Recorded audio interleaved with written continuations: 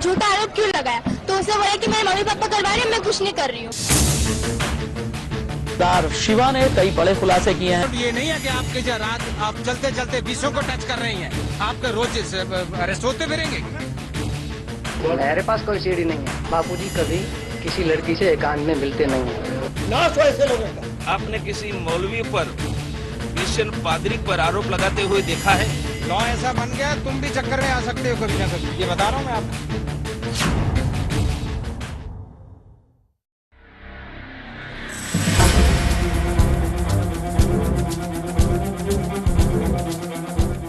ये देखिए, संत श्री आशाराम जी बापू पर लगाए गए आरोप पीड़ित लड़की की सहेली के द्वारा झूठे साबित हुए, लेकिन सेक्युलर भारतीय मीडिया ने इस बात को अपने चैनल पर न दिखाकर करोड़ों हिंदू श्रद्धालुओं को धोखे में रखा है।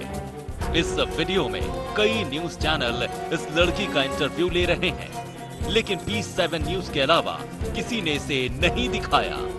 मैंने उससे फोन लाके पूछा कि आप इसे बापूजी के ऊपर झूठा आरोप क्यों लगाया? झूठा आरोप क्यों लगाया? तो उसे बोला कि मेरे मम्मी पापा करवा रहे हैं, मैं कुछ नहीं कर रही हूँ। उसने ये बोला। बापूजी के ऊपर सारे आरोप झूठे लगे। वहीं से पढ़ी है, वहीं से पढ़ के नीचे क्या बोला? हाँ क्या बोला उसने? हाँ हुई थी। उसने क्या कहा आपसे फोन पे बात? उसने बोला कि मैंने कुछ नहीं करवाया, मेरे मम्मी पापा ने सब कुछ करवाया। पूछा नहीं कि किस टाइप का प्रेशर उनकी माता पे कभी क्रिएट किया? मैं उसे फोन काट के फोन उठा ही नहीं रही थी पहली बात तो। मतलब लड़की जवाब देने में असक्षम है। हाँ वो जवाब फोन ही नहीं उठाई। हाँ आप कह रहे थे आपका ये वो लड़की की सहेली है और इस लड़की की सहेली ने मीडिया के सामने आके ये बातें बताई है कि उसकी सहेली से बात हुई, उसी सहेली से जिसने आसाराम बापू पे ये आरोप लगाया है कि उसके साथ उन्होंने शारीरिक शोषण किया। और उसके बाद ये जो बातें अब सामने आ रही है, उसकी सहेली का भी ये कहना है कि लड़की ने इस लड़की से कहा कि ये तमाम बातें जो हैं उसके माता पिता ने दबाव डाला और इसी वजह से उसने जाके ये तमाम बातें रखी गई। यहाँ पे आसाराम बापू के इस पूरे केस में कहीं ना कहीं अब बहुत बड़ा ये मामला टर्न होता दिख रहा है इस बयान के बाद। ये हिंदुओं की श्रद्धा और विश्वास को ठेस पहुंचाना नहीं तो आखिर क्या है? कई मीडिया चैनलों ने ऐसा दिखाया कि संत श्री आशाराम जी आश्रम अहमदाबाद में एक रहस्यमयी सीडी पड़ी है, जिससे पूज्य बापूजी पर लगाए गए आरोपों की पुष्टि होती है। और इसका दावा पूज्य बापूजी के निकटतम सेवादार शिवा ने किया है। दिन भर ऐसी अफवाहें प्रसारित की गईं कि शिवा ने स्वयं ये बातें कबूली हैं। पुलिस ने आसाराम के सेवादार शिवा के मोबाइल से एक वीडियो क्लिप बरामद की है। सूत्रों के हवाले से खबर मिली है कि इस क्लिप में आसाराम एक महिला के साथ दिख रहे हैं। जानकारी यह भी मिली है कि शिवा ने इसी क्लिप से सीडी भी बनवाई है।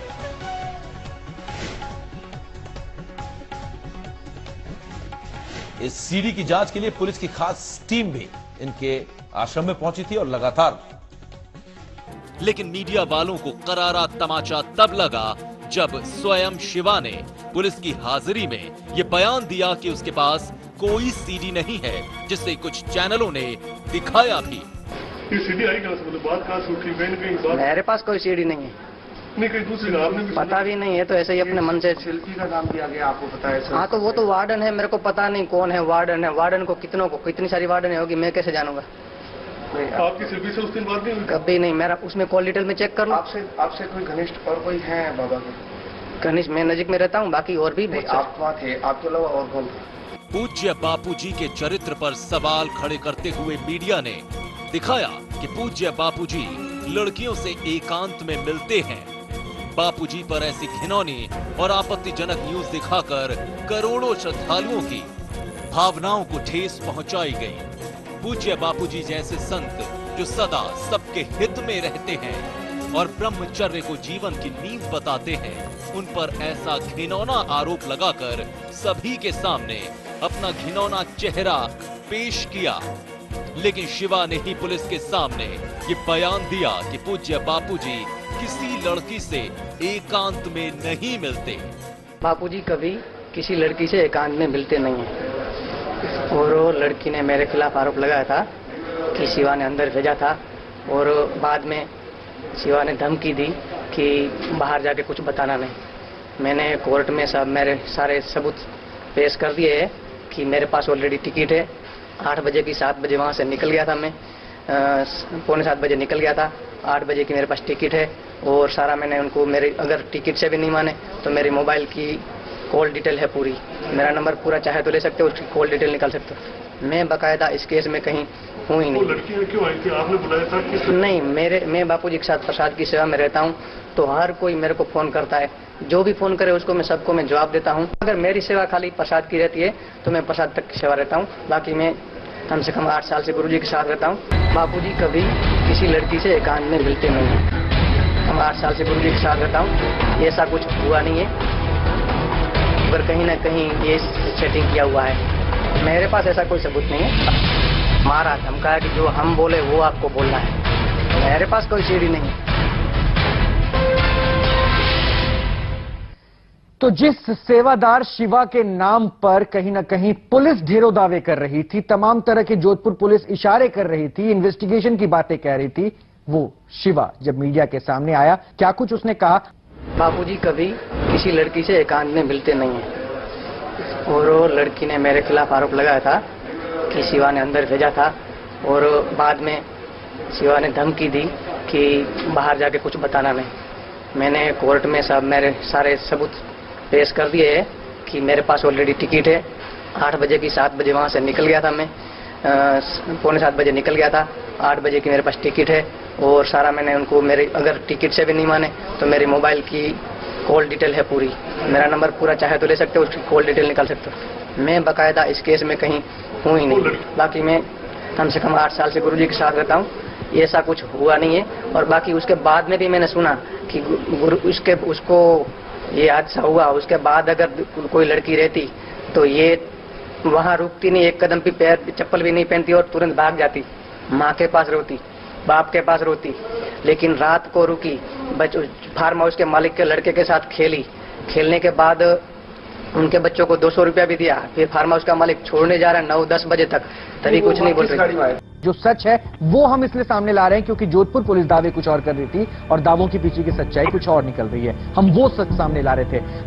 बापूजी कभी किसी लड़की से एकांत में मिलते नहीं हैं। हम 8 साल से गुरुजी के साथ रहता हूँ, ऐसा कुछ हुआ नहीं है, पर कहीं ना कहीं ये सेटिंग किया हुआ है। मेरे पास ऐसा कोई सबूत नहीं है। मारा धमकाया कि जो हम बोले वो आपको बोलना है, मेरे पास कोई सीढ़ी नहीं है, मेरे पास ऐसा कोई सबूत नहीं है। बाकी मेरे को जो बताना था, हालांकि मेरे से जबरदस्ती बहुत की जा रही थी कि मेरे पुलिस ने क्या जबरदस्ती किया? जबरदस्ती तो मेरी चोटी की शिका पूरी खींच उखाड़ दी थी, फिर काफी मारा धमकाया कि जो हम बोले वो आपको बोलना है, जैसा हम बोले वो बोलना है। और कोई मेरे पास वो पेपर भी लाए कि फलानी सीढ़ी है मेरे पास है, ऐसा करके सिग्नेचर करो बड़े बड़े अधिकारी। बात तो कहीं न कहीं सीढ़ी की हुई है ना? नहीं, मेरे को सिग्नेचर कर रहे हैं, बोल रहे कि तू आप मेरे को सिग्नेचर करके दो कि मेरे को, मैं बोला ऐसे ही जबरदस्ती में कोई भी साइन कराने के लिए तैयार हो रहे। हाँ, ये सीढ़ी आई कहाँ से, मतलब बात कहाँ से उठी? कहीं न कहीं बात मेरे पास कोई सीढ़ी नहीं है, नहीं कहीं दूसरी आपने भी पता भी नहीं है, तो ऐसे ही अपने मन से। शिल्पी का नाम दिया गया, आपको पता है? हाँ, तो वो तो वार्डन है, मेरे को पता नहीं कौन है वार्डन है। वार्डन को कितनी सारी वार्डन होगी, मैं कैसे जानूंगा? तो ये बात है ना, लड़की आई तो है ना वहाँ पे, आप ये तो मानते हैं? हाँ, मानता हूँ, क्या हुआ? और बाबा से मिली है? बाबा से मिली, सत्संग में जनरल तौर से सबसे मिलते हैं, बाबा जी भी मिलते हैं। आने के तुरंत अच्छा लड़की को कुछ होता तो ये नहीं बोलती कि मेरे को कुटिया के अंदर कुटिया के दर्शन कराओ। बापूजी फिर जब घूमने गए तो बापूजी बोले कि जिसको परिक्रमा करनी हो वो जाए। जोधपुर पुलिस ने तमाम तरह के दावे किए, ढेरों बातें सच सामने लाने की, लेकिन अब उनका खुद का सूत्र हमारे साथ आता है। P7 के कैमरे पर वो जो सच्चाई बयां करता है, अब सवाल लाजमी है उठना कि आखिर इसके पीछे मकसद क्या, मंशा क्या।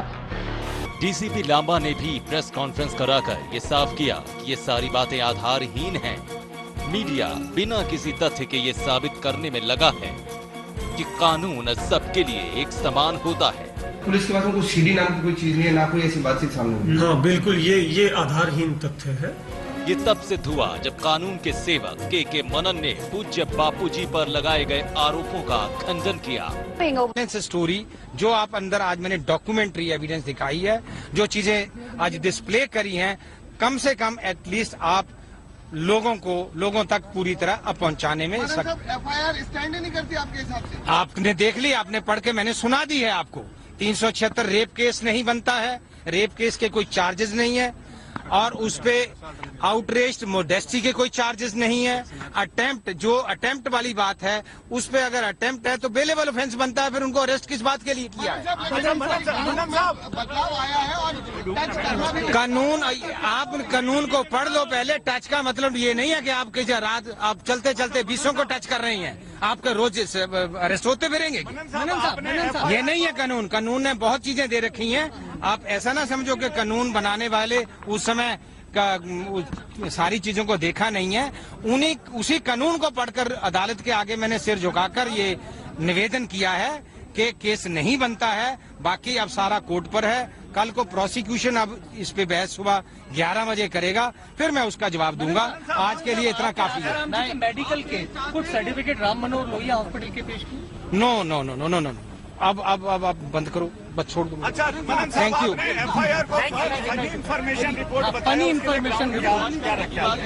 अब आप सारी बहस में से यहीं कराओगे, यहीं अदालत खोली है। अच्छा, आपने बहस करने के भी कोई आर्गुमेंट दिए? अब आपको ऑफ दी रिकॉर्ड बताऊंगा जो भी मैंने कल आर्गुमेंट्स करनी है, चूंकि जो आर्गुमेंट्स लॉयर को करनी होती पहले कोर्ट में करता, बाद में आपके पास आएंगे। आप कल भी बहस जारी रखेंगे? आप कह रहे हैं अटेम्प्ट, क्या बाबा ने अटेम्प्ट किया? ये पास थोड़ी है। ये क्रॉस एग्जामिनेशन कर रहे हो मेरा? मत करो ऐसी बातें। सुनो, लॉ ऐसा बन गया, तुम भी चक्कर में आ सकते हो कभी ना कभी। ये बता रहा हूँ मैं आपको, मत चक्करों में करो ऐसे क्रॉस एग्जामिनेशन। मैं एंकर्स को भी कह रहा हूँ, चूंकि लॉ को समाज के मुताबिक बनना चाहिए, समाज के लिए कानून होता है, इसलिए जो भी चीजें होंगी आप देखेंगे, कोर्ट में मैं कहूंगा। और इसीलिए आपको मैं देख रहा था, बाहर खड़े थे, बार बार मैं कह रहा था कि मीडिया खड़ा है, ये इन तक भी मैं पहुंचा रहा हूं। आपने मेरी आर्गुमेंट्स। मनन साहब, तो क्या आपको लगता है कि दरअसल पुलिस किसी प्रेशर में या पब्लिक प्रेशर में या ओपिनियन प्रेशर में काम कर रही है? क्या आपको ऐसा लगता है, या आपको लगता है कि दरअसल पुलिस का काम करने का तरीका ही ये है, तो इसमें कुछ नया नहीं है? अब जिस तरह से शिवा की हालत जी, उसकी चुटिया, एक पंडित ब्राह्मण आदमी की चुटिया, बाल पकड़कर, चुटिया से पकड़कर वो बाल उखाड़ लेने, और उससे चला नहीं जा रहा था, जो उसको 3rd डिग्री टॉर्चर किया हुआ शिवा को। अब मैं आपको साफ तौर पे बताना चाहूंगा कि शिवा, बाकी केस में कुछ नहीं है। Investigating agency totally miserably, I can say, failed to connect this Bapu Asaram with the case. लेकिन अब उसको वायदा माफ गवाह बनाने के लिए टॉर्चर किया जा रहा है, उसके धमकी दी जा रही है, हम तेरे को ये कर देंगे, वो कर देंगे, और प्रलोभन भी दिया जा रहा है, इससे छूट जाएगा, तेरी फैमिली ये होगी, वो होगी। मेरा मानना ये है कि फेयर इन्वेस्टिगेशन अगर हो तो बापू आसाराम जी पर तो प्रेमा फसाई केस नहीं। मनन साहब, नाबालिग बच्ची के पिता का भी है, उसका कहना है कि उसे भी इस तरह के तमाम तरह के प्रेशर्स दिए जा रहे हैं, और आसाराम जी के तमाम समर्थक ऐसी ही चीजें उनके साथ कर रहे हैं।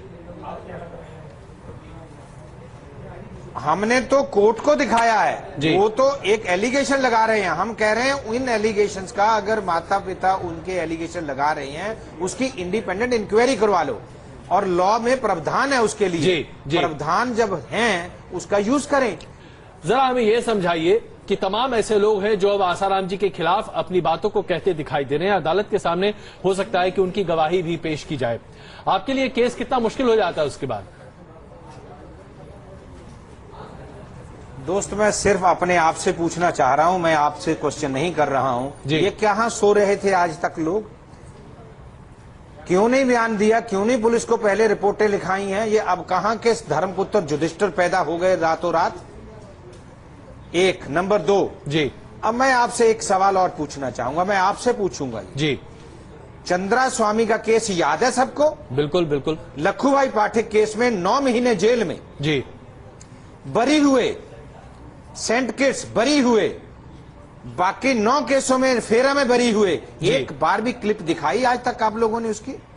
उस समय उसको नंगा करके रख दिया तमाम दुनिया के आगे। आज एक केस में भी, और मैं ही लॉयर हूं उसमें, अब बताइए 9 महीने उसकी जिंदगी के कोई वापस दे सकता है आज?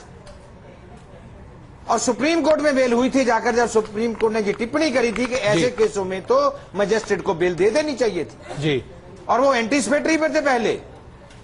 तो मेरा मानना यह है कि कानून की प्रक्रिया जब शुरू हो गई है, आपके माध्यम से मैं बाकी चैनल को भी कल भी कहा है कि बैलेंस स्टोरीज, अपनी स्टोरी मैं कहूंगा कि मीडिया में सारे चैनल एक जैसे नहीं है, कुछ चैनल्स का व्यापार हो गया है। और वीएचपी नेता अशोक सिंघल ने संत आसाराम जी बापू का समर्थन किया है और कहा कि संत समाज को बदनाम किया जा रहा है। आरोप लगाया गया हमारे आसाराम बापू के ऊपर, कोई आरोप सिद्ध नहीं हो पा रहा, न होगा। पूरे देश के भीतर इस प्रकार का वातावरण बनाया जा रहा है, ये सब आरोप हमारे संतों के बारे में लगाए जा रहे हैं। नाश हो ऐसे लोगों का जो इस प्रकार से हमारे संतों के संबंध में इस प्रकार की धारणा और भावना हमारे देश में पैदा कर रहे हैं। तो परम पूज्य संत श्री आसाराम जी बापू के समर्थन में वीएचपी नेता प्रवीण तोगड़िया भी उतर आए हैं। उन्होंने कहा कि साधु संतों को बदनाम करने की साजिश हो रही है। इसमें साधु संतों के बारे में अनेक आरोप लगाने की परंपरा देश में तेज हुई है। आपने किसी मौलवी पर, क्रिश्चियन पादरी पर आरोप लगाते हुए देखा है, और आसाराम बापू का जीवन जहां तक देखा है बहुत सात्विक संत का जीवन है, और आखिर जांच और न्यायालय तय करेगा। झूठा आरोप क्यों लगाया? तो उसे बोला कि मेरे मम्मी पापा करवा रहे हैं, मैं कुछ नहीं कर रही हूँ। शिवा ने कई बड़े खुलासे किए हैं। ये नहीं है कि आपके जो रात आप चलते चलते 20 को टच कर रही हैं, आपके रोज अरेस्ट होते फिरेंगे। मेरे पास कोई सीढ़ी नहीं है। बापूजी कभी किसी लड़की से एकांत में मिलते नहीं है। नाश हो ऐसे लोगों का। आपने किसी मौलवी पर, क्रिश्चियन पादरी पर आरोप लगाते हुए देखा है। लॉ ऐसा बन गया, तुम भी चक्कर में आ सकते हो कभी ना कभी, ये बता रहा हूँ मैं आपको।